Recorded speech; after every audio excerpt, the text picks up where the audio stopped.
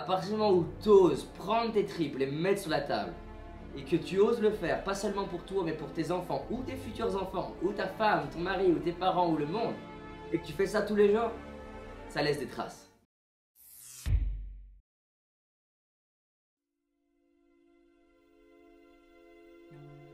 J'adore cette question de comment être inspirant. J'aime beaucoup la phrase de Gandhi qui est très connue, incarne le changement que tu vois dans le monde. Et je pense que le plus beau moyen d'être inspirant aux yeux des autres, c'est déjà d'incarner le changement qu'on a effectivement envie de propager dans le monde.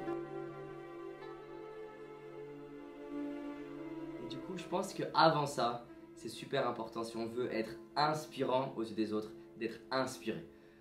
Et pour être inspiré, c'est important de faire ce que tu aimes. Si tu fais des choses que tu aimes pas, tu vas mourir et progressivement t'éteindre. Plus tu vas faire des choses qui ont du sens, plus tu vas faire des choses qui t'inspirent, plus tu vas faire des choses qui te donnent de l'énergie, plus tu vas justement rayonner autrement. Il n'existe pas une personne qui est inspirante et une personne qui n'est pas inspirante. Il existe juste des personnes qui font suffisamment ce qu'elles aiment pour que du coup ça leur donne de l'énergie et que du coup ça les rende inspirantes. Donc c'est la première chose, faire ce que tu aimes. La deuxième chose, c'est que tu vas être d'autant plus inspirant aux yeux des gens si tu fais pas seulement ce que tu aimes pour toi, mais tu fais ce que tu aimes pour au-delà de toi. C'est-à-dire que si tu peins pour peindre et que tu adores ça, tu vas avoir un niveau d'inspiration. Mais si quand tu peins, t'imagines que tes peintures, elles peuvent rendre heureux des personnes, elles peuvent faire une différence et que tu te racontes une histoire, là d'un coup ça prend une autre portée. Si tu imagines la toile que la famille va la regarder ensemble, ils vont se prendre dans les bras, c'est plus de la peinture que tu fais, ça va au-delà. Et ta manière de parler de tes peintures, ou ta manière d'être après avoir fait de la peinture, ça va rayonner à un autre niveau. C'est pareil, on peut faire de la vidéo pour la vidéo, et si je fais de la vidéo pour donner un message, ou pour faire quelque chose, ou pour partager quelque chose, d'un coup ça prend une autre dimension. Et forcément ça va me rendre plus inspirant aux yeux des autres.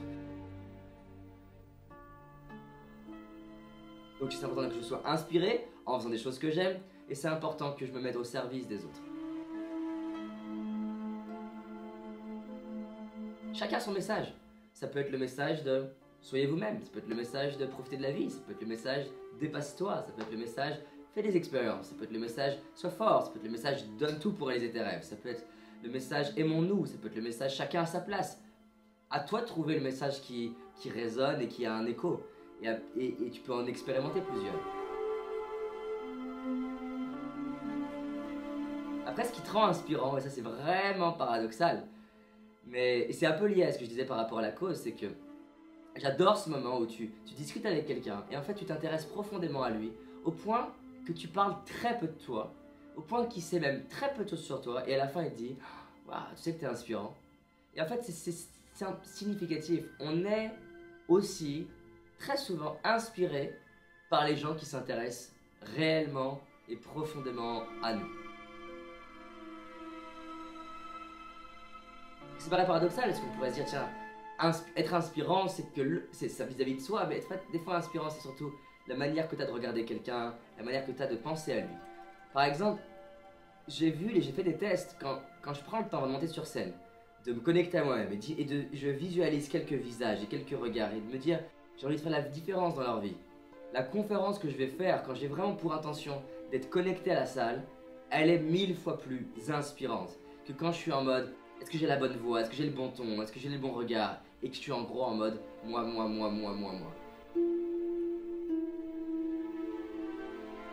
C'est paradoxal parce que forcément, il existe des outils qui vont te rendre plus inspirant. Par exemple, la manière dont tu poses ta voix, la manière que tu as de regarder, la manière de marcher, de bouger. J'ai même étudié la position des pieds qui, en fonction de comment tu positionnes tes pieds, tu vas être perçu comme plus ou moins charismatique. Donc il y a des facteurs sur lesquels tu peux t'entraîner. Mais une personne qui aurait la bonne position des pieds, la bonne voix, le bon regard, la bonne posture, tout, mais qui est centré sur lui, sera toujours moins inspirant que la personne qui aurait la mauvaise position des pieds, le mauvais regard, la mauvaise respiration, qui aurait tout, mais qui aurait tout mauvais sur le papier, mais qui aurait en revanche un profond désir de t'apporter quelque chose. La meilleure démonstration de ça, c'est les TED Talks, parce que les TED Talks, ils prennent des gens qui ne sont pas des speakers la plupart du temps, c'est pas leur métier de parler devant tout le monde. Mais ils prennent des gens missionnés, passionnés, des gens qui adorent la technologie, des gens qui adorent l'écologie, des gens qui adorent l'éducation. Ils les mettent sur scène devant 1000 personnes, c'est le stress ultime. Mais leur stress est moins élevé que leur désir de donner. Et cette forme d'alchimie, un peu, ces deux énergies de je suis hyper stressé, il y a de l'enjeu, c'est dur, et en même temps j'ai tellement à donner, fait qu'ils vont être plus touchants, plus émotionnels, ils vont partager leur histoire vu qu'ils n'ont pas l'habitude de la raconter 1000 fois comme un speaker. Du coup, quand ils la racontent, il y a des fois une portée comme la première fois que tu racontes quelque chose à quelqu'un, ils se délivrent et ça fait la force des TED Talks. Alors, c'est pas moi qui vais dire que je crois pas au pouvoir des speakers et à la répétition, mais la force des TED Talks, c'est de prendre comme ça ce côté spontané de quelqu'un qui est stressé un petit peu, mais qui a un message qui est fort. Alors bien sûr, c'est comme faire rire une fois et faire rire tout le temps.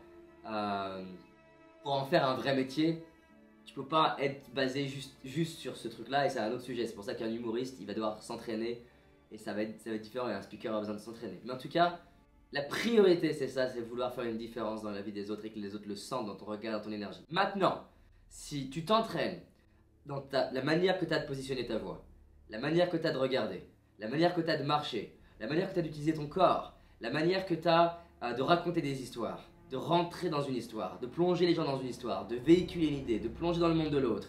Tu fais tout ça, et une fois arrivé face à la personne, tu oublies tout ça, tu te connectes à ton cœur, et tu désires que servir. Du coup, tout ton entraînement, il fait partie de toi, et tu vas pas te rendre compte que tu mets la bonne position des pieds, que tu parles de la bonne manière, que tu fais ça. C'est devenu une forme d'automatisme. Ce qui va prendre le dessus, c'est ton cœur, et les deux mélangés, c'est explosif. Donc ça va te rendre profondément inspirant. À partir du moment où tu oses réaliser tes rêves, à partir du moment où tu as le courage d'aller vers ce qui t'inspire, à partir du moment où tu as le courage de faire ce qui a du sens pour toi, même si ça te fait peur, aller parler à cet inconnu, oser faire ça, faire ce truc qui est inconfortable, avoir cette conversation avec ton père ou avec ta mère, à partir du moment où tu oses prendre tes tripes, les mettre sur la table, et que tu oses le faire, pas seulement pour toi, mais pour tes enfants, ou tes futurs enfants, ou ta femme, ton mari, ou tes parents, ou le monde, et que tu fais ça tous les jours, ça laisse des traces. Il y a des gens tu te rends pas compte qui te regardent et qui te regardent. C'est ton père qui te regarde, sa mère qui te regarde, c'est tes enfants qui te regardent.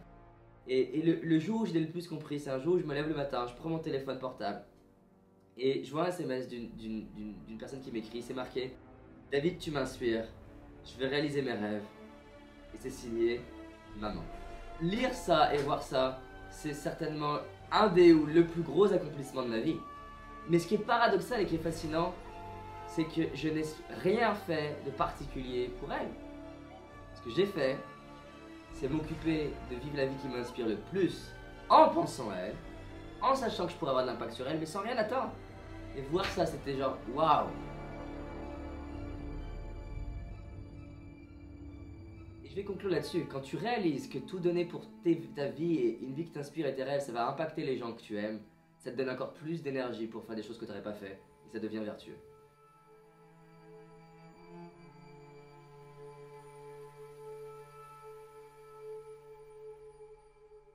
Une fois qu'on comprend comment transformer en quelque sorte son monde intérieur, cette PMF, on est capable de transformer son monde extérieur.